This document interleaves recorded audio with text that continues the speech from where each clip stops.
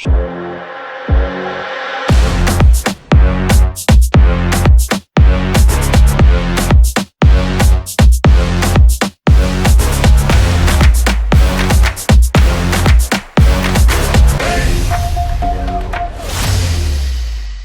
KFMA Universe, it's another interview with Valdez. Today we have a very special guest in the studio. Say hi. Hello. What is your name, ma'am? My name is Kyla. And what do you do for a living? I sell beans. Nice. Are they magic or regular beans? They're magic because they're the magic fruit. The more you eat them, the more you toot. And cackling in the background is our friend, as always, the sexy Rasputin, Andrew Trujillo. Thank you. So he's twiddling his beard in contemplation. We actually have the nice, lovely Miss Kyla from Metalachi. She's the fiddle player. That was very redneck of me. She's the violinist for Metalachi. I'm from Texas. It's okay. Okay. That's right. I forgot about that. So for those of you who aren't familiar with Metalachi, even though I know everyone almost is, give us a rundown. Like, what do you guys do? We play mostly 80s metal covers, but mixed with mariachi style. And we have like a trumpet, we have a guitarrón, and then we have guitar, singer, violin, no drums. So very similar to traditional mariachi, but all the traditional mariachis hate us because because we ruin the art. Ruined or made better? I guess it's really like dependent on your viewpoint. So you yourself personally, what age did you start playing the violin? Violin, I was 6. Piano, I was in like kindergarten. Oh my God. So how many instruments are you versed in? I mean, violin really is the only one I'm good at. I had to play viola a lot in high school. And then piano, I mean, I play just for fun. And then I used to play harp. But I don't have a harp now, so. So do you wear the wig when you do the harp? What wig? Oh, sorry. Damn, Valdez. Never mind. I was going to say something, but never mind. Good thing you can edit this. Oh, yeah. No, that's staying in. My listeners need to know what a jackass I am. Because if I edit it and make myself look perfect and then they meet me in person, they're like, you're a jackass. Oh my God. We never knew that. You've been playing since you were 4, correct? Probably about that age, 3 or 4. But it wasn't like playing. I was just learning to read music and count and stuff, I think. So was this something you wanted to do, or were you raised in like a typical Chicano family where like your tia played violin, you're going to do it too? Like, no, I wanted to play, and they're like, you got to play piano first. And so I was like, fine, I'll play piano first. But it didn't go as well because my dad taught me, and he didn't have the patience for a child to learn piano. Most brown dads don't. Like my dad tried to teach you about cars, and I like watched from afar. He did pretty good. I mean, I knew how to read music when I started violin, and I read through the first music book as soon as I learned all the notes in the book, like on violin. So within like a couple months. So I mean, that was good. He taught me to read. He taught me to count. He taught me to, understand music theory. Thanks, Dad. Yeah. Are you good to him on Father's Day? Because he did that for you? I guess so. You're like, I call him, that's it. My dad, he's very picky with gifts, so I usually don't buy him anything. When I have albums released or when I got a Grammy, I send him a copy of their certificate, so stuff like that I'll give him, but it's like I can't really buy him stuff because he buys it all himself. Like, he's a shopaholic. So let's kind of like elaborate on that. So your family, are they proud of you? Because I know Metalachi has been almost everywhere. You guys have been Mexico, Canada, U.S. COVID kind of messed up your plans for doing a European tour, correct? Yeah. So hopefully we'll end up doing that. But we are staying closer to home for a little while because it seems like things are still a little rocky in some places, and so we're slowly moving back out. So, yeah. Is your family like that typical Latino family where like proud of you? Like anyone who will listen, they're like, that's my niece, that's my daughter, like carrying a picture around of you in the band? I think they watch a lot of stuff like in the kitchen, and then my sister catches them, that kind of thing. So It's like my dad hates cats, but then he sleeps with them in the bed. So, that kind of thing. Speaking of which, I was fortunate enough to get to talk to Miss Vera before, she came to town. I found out she rescues animals. Sometimes, yeah. I mean, she's got like, what, 9 cats? What do you have? 9 cats and 3 dogs. And those are mine, but I rescued other ones. And I do TNR, and I'm trying to learn to trap dogs. I've started trapping cats, but the dog trapping is harder because they move a lot. So the one we're working on now has traveled like 100 miles. And you use the traditional trap where it's the pressure censored plate and the door comes down? Yeah. You do all the tricks, like you put the blanket over it and all of that to make it seem like it's a cave? Well, she doesn't like, the trapper that's been teaching me, she doesn't like doing the blanket. So, but she's teaching me kind of like how to, just like stuff, like tracking them and understanding when they're out and how to make a map of all the points and find patterns and, just ways to figure out where they're going to be and the most reliable information and all that. So there's so much to it, like trying to find roaming dogs. Like, when are they going to be in this area? Like, this dog traveled from in the desert, like she traveled like 50 miles and then back the other direction. She went all the way to Mojave Desert and then came back down. That's a hardcore It's like an dog. hour drive, and she ran all that way. And so it's Dude, like that dog's like doing a manda. she's an Aussie. Oh, okay. So she's very quick. So it was it's a very different thing. So for those who don't know, she's talking about California because that's where you reside, correct? Yes, in California.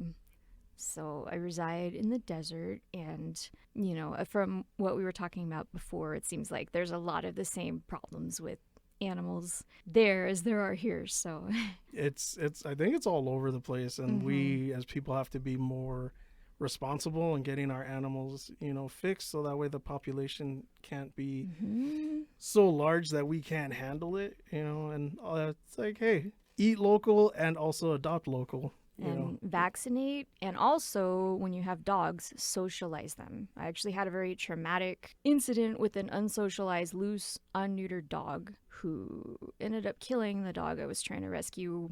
It was bad. The police came, they had their tasers, helicopters, and that was not the dog's fault. That was because people were letting their dogs roam loose. They weren't socializing them, they weren't paying attention to them. So the dog became territorial. So also make sure if you get a dog, you have the time to spend with them. Yes. Like at least give them their basic needs and, walk them and be affectionate with them. Like they need those things. And that's what we do because Andrew is left alone a lot because we work a lot. So sometimes I leave the TV on for him. And I definitely, like every Saturday we have a tradition. We go to the dog park and, I just let him like interact with other dogs, and so far so good. I mean, you're happy, right? Yeah, I like getting to say hi to everybody. You watch Dog TV or Nick Jr.? Yes. He loves belly rubs Oh no. and chicken wings. I'll let you handle that part. Well, it's awesome that you do that, and that seems like it takes a lot of time and effort, and even emotionally it probably takes a lot out of you because you're trying to, rescue animals that people have otherwise turned their back on. So As anyone who's rescued any animals knows, there's a lot of traumatic things that you will never forget, but you keep doing it because who else is going to? yeah. Too many people can't handle it, and it's like I don't blame anyone who is afraid to run out into a field with fighting dogs in the middle of the night, or anything like that, or can't handle the sight of animals that had really bad stuff happen to them. But it's like you just have to think about the fact that if you don't go, then no one will some of the time. It's just what you do because you'll end up doing more good. So are you affiliated with any nonprofits that work with animals or help animals, or are you just going rogue and doing your own thing? I mean, I have an independent rescue group called Dogarachi, but I do work with some nonprofits. in the area. I work with Shepherd's Paw Rescue and Schnauzer Rescue, sometimes Beluga's Foundation. I've transported for Lost Ball Rescue and sort of like indirectly work with Arizona Mastiff from Phoenix, Big Bones in Colorado. Not like a whole lot with them, but I do. And then the trapper who's training me is from, what the heck is it called? Dog Days Search and Rescue. And they specialize in finding lost animals. They're basically pet detectives. Oh, okay. Yeah. That's cool. I didn't know that existed. Yeah, I didn't either. So Bro, we should open up one here in Tucson. Yeah. Hell yeah. Mad respect, honestly. That's crazy. That you take. Do you do that while you're on the road or anything like that? Like, does that? I have, like, I was driving once through Texas and saw someone throw a dog out of a truck, and I was stopping everyone on the highway and screaming at them, and I did not get her in my car. Unfortunately, she was pretty traumatized. But I kept her on the road, and she ran to a farm where they had dogs. So I'm hoping she stayed there and they helped her. Because she went too far for me to get, but I was there for like 2 hours trying to get her. So if I'm on the road and I see an animal that needs help, I stop, and I'll do what I can. I always have leashes in my car and food and everything. God, that's a bastard move. Just be like, yeet. Yeah. Like, So do you in the band ever have like a posse of animals with you from like just things like that have happened or anything, or is it more kind of isolated? No, I mean, when I've seen it, I don't think on tour I've actually picked up any animals. Oh, okay. It's like the times I've tried to help them, like I think they've ended up running off as far as I can remember. But usually there's random dogs in my car, like at least once a week. Like 1 week I was driving to help another dog, and then I called up the rescuer and I'm like, hey, I need a minute 'cause there's 2 mastiffs in my car right now, and I'm like, I don't know what to do with them. And so it was a father and son, and so I had to go drop them off, and then we were super late to get that third dog because I randomly grabbed 2 mastiffs off the street. But what was great is that I broke up an illegal dog breeder that was neglecting them and selling them for $5,000 a piece. So just like on the way to another gig? Yeah, and amazing. They went to a rescue, like a 501c, and they got great homes. So it all worked out. That's badass. That's badass. It sounds like she needs a decommissioned like dog truck, so that way she can just pick up for and real, dude. Oh no. They have little like AC units in the back. That would aid the issue. Nah, I could see one like riding shotgun, and then every kennel has one. Like you could rescue a lot. Yeah, that's awesome. That's super amazing. Yeah, that's thank you for cool. doing that. I mean, Well, thank you for everything you did for the animals. I just did it here locally, man. Like, and I was part of the government. They paid me to do it, so I can't really take credit. You're doing it on your own just because you're a nice person. Like I just got paid to do it. So, rescuing animals. What else should we know about you that we don't know? So you have a soft spot in your heart for animals, and you're an awesome violinist. Guilty pleasure, actually. So a genre of music nobody would ever think that you would listen to that you actually listen to. Oh my goodness. I like a lot of like the very like off the wall metal, like Devin Townsend. My friends, I don't know if you guys knew Oakley Dokley from Phoenix. Hell yeah. Yeah. The Flanders band. Yeah. Those dudes kick Those are my ass. friends. We toured with them, like Max Sabbath. Like I really enjoy right. all the bands where they dress up. Oh, Playboy Man Baby from Phoenix. Yeah. Oh my goodness. Those Robbie's dudes so are nice, wild. and he's so funny, and he's a genius, and he's so smart. Like he's great at music, and he's also smart, like really smart. So people like that, that's kind of my thing. Like, And then all your travels is like in each region, like what is there like a favorite food that sticks out where you're like, oh, I can't wait till we go back to that city so I can have a blank again? yeah, I have a restaurant in probably every city. Tight. So here it's Tanya's. Yes.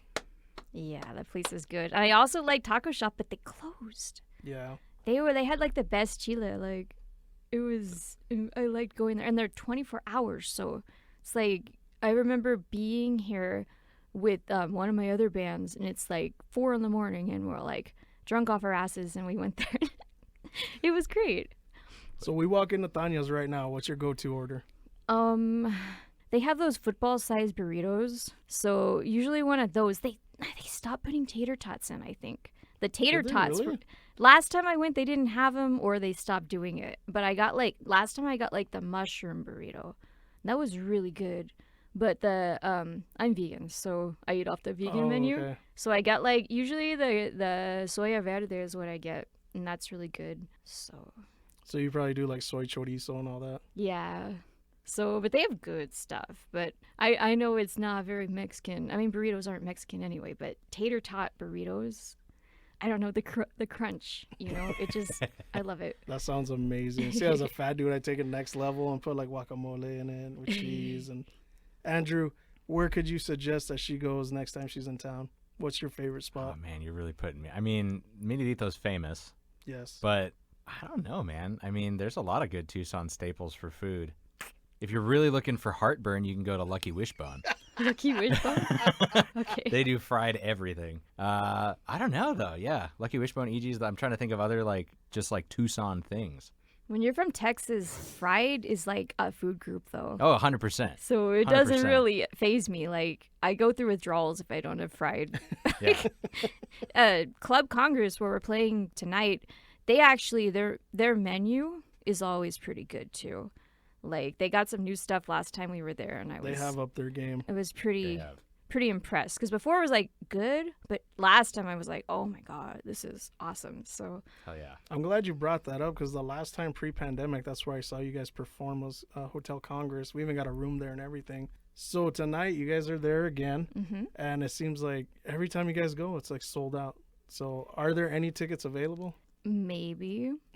I haven't checked the numbers today, but last time we did sell out. So first 100 people to go through the door today get a free shot of Screwball Whiskey, which is our sponsor. Nice. So hopefully at least 100 people show up for the free shot of whiskey, if nothing else. And It's just in Tucson, case, they'll show up. yeah, that's true. That's what I was telling her. I said Tucson's an at-gate city. Remember Megadeth? Yeah. 2 hours, the line wrapped around the TCC. People showed up before. So, I mean, so you guys have been touring so far the U.S. What are your future plans for the rest of the year? Are you guys going to go back to Mexico or Canada? Right now, we're just kind of staying a little more local, the places where we know we do really well. I mean, we are going to New Jersey and some places like that, like the New Jersey Taco Festival. Nice. But just ever since the pandemic, it's hit or miss with shows. So we're just trying to go places where it's not too expensive to travel to right now. And then next year, we're going to branch out again. Well, I hope that really works out because I know a lot of bands, even like us trying to get KFMA Day off the ground and Fall Ball, pandemic really hindered everything. And now a lot of famous bands are apprehensive about going places and they're trying to make up for all the money they lost. So some of them are charging these outrageous prices where it's so I don't know. It might be Metalachi for KFMA Day. I don't think the people would mind that much. You guys, We'll come back. you guys get some traction. Every show that I go to yours, it's packed. People have a good time. If you guys haven't been, you got to do yourself a favor and go. It's a beautiful fusion. It's the way they do it. I can't even describe it, but it's amazing. Speaking of which, each band member has their own personality and persona. How does it feel? You go to these concerts and there's girls of all ages dressing up like you. They do the makeup, they do the hair, What is that like? Well, my cousin's daughter has dressed up like me for a couple Halloweens. So that was the first person that I saw do that, and she made her a little custom shirt 'cause she was little. That was so cute. And then other people did it, and it was people are bringing their little girls to the all ages shows and oh, my little girl looks up to you, and I'm oh no. Oh God. I'm as long as you know, I'm no role model, but I'll try to be now. But I mean, from their perspective, think about it. So you're, a Latina woman who not only knows traditional violin playing from our culture of mariachi and even just regular, you're from Texas, so you know all kinds of different ways to play the violin. But you guys have taken it to the next level and fused, you're making this fusion music. So for their daughters to look up to you and, you're being, whether you want to or not, you're being that role model for, those clean shows that you're doing. Mm-hmm. These kids look up to you now. they're emulating you and dressing like you and stuff. So that's got to be kind of surreal. And you're humble enough where you don't want to accept it. You're like, I'm not a role model. Circa Charles Barkley in the 90s. I ain't no role model. I mean, I think it's great, like, the idea that this band has opened up a lot of opportunities for me that I wouldn't have even envisioned at the age of a lot of these little girls that come to the shows. And so for them to be able to see not only, like, a violin playing, like, this style and this genre, but then a female, because a lot of the violinists doing this are guys. There's a couple girls, two of my best friends, Cassandra Sotos and Katie Jacoby. They are awesome. Katie tours with like the Who. Cassandra tours in India a lot with this famous singer named Arijit, and they're amazing. But there's not that many females. It's mostly guys doing that stuff. So it is kind of cool. Like just thinking, man, like hopefully they get inspired. And they also see that it's not just a bunch of guys. Because it's like, how many times have I gone to a show where there's another girl in one of the other bands? Like almost none, honestly. I guess it is important for representation, like from females in the industry. And it must be exhausting because you're the only woman in your band. So that means I'm doing with a bunch of 99% of the work. Yeah, because we're. Guys, we're not mature at all. So. I mean, look, where are they? In bed. They're in bed right now. And where am I? Here. I mean, but it's better. No, but it's all good. Like, they're great. And they do great at their job. And I like doing as much as I can. I like being busy. And then I also like them to be, like, rested and, like, great on their Coherent. game. Especially then if I slack, they can pick it up. Well, thank you so much for carving out time in your busy schedule. First of all, for the conversation we had on the phone. That was amazing. It was great to know more about you and what you do. Thank you for doing this interview. You were on Beef Show earlier this morning. They made you play the fiddle, and you had a great time there. Miss Vera, what is the future for Metalachi? When are you guys circling back to Arizona? You have a Tucson show tonight, Hotel Congress. That starts at what time? 7 o'clock is doors, 8 o'clock is the concert, and then tomorrow we'll be in Glendale at the Grand Avenue Pizza Company, and then Sunday we will be in Bisbee at the Quarry, and then actually May 4th we're coming back to Cottonwood at Main Stage. Nice. Wow, you guys are busy. You guys love Arizona. Thank you for loving us and coming back. Yeah. It's been great. I love you so much. You've always been one of my favorites. And sorry, Andrew, you're my second favorite. Damn. Maybe if I gotta up my game. Maybe if you dyed your beard purple. I don't know. I'm just saying, man. Just give him a belly rub and you'll feel better. It's true. It's true. She knows you already.